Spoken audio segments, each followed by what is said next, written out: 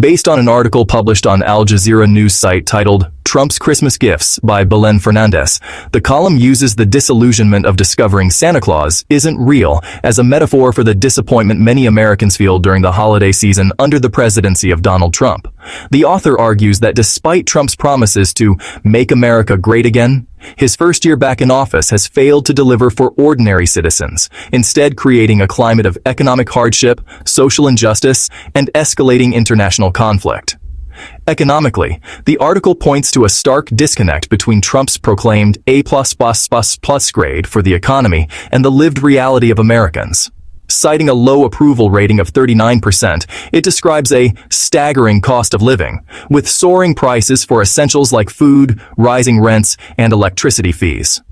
The consequences of a federal government shutdown, including job losses pushing unemployment to a 5-year high and millions facing potential starvation, are presented as evidence of this failure. The author attributes part of the economic strain to Trump's trade policies, noting economists believe tariffs have caused employers to pull back on hiring.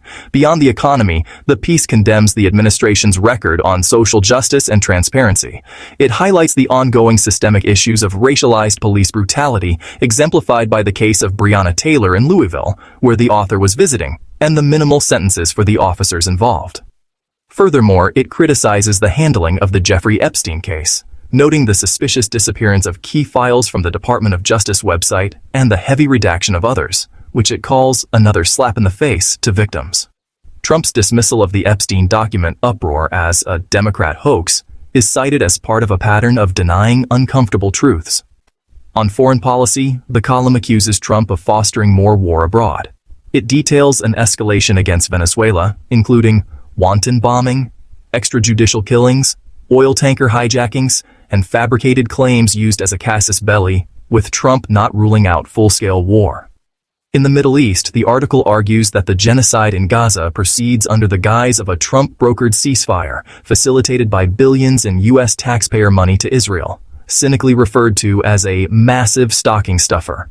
The overarching thesis is that both major U.S. political parties are two sides of the same coin in perpetuating an elite tyranny that maintains poverty and inequality. The holiday season, rather than being a time of cheer, exposes a domestic panorama of economic pain, institutionalized racism, and governmental secrecy, coupled with an aggressive foreign policy that expands conflict. The article concludes that for those wishing for an end to these crises, there is nothing but disappointment coming your way, framing Trump's presidency as a collective national deception far more consequential than the childhood myth of Santa Claus.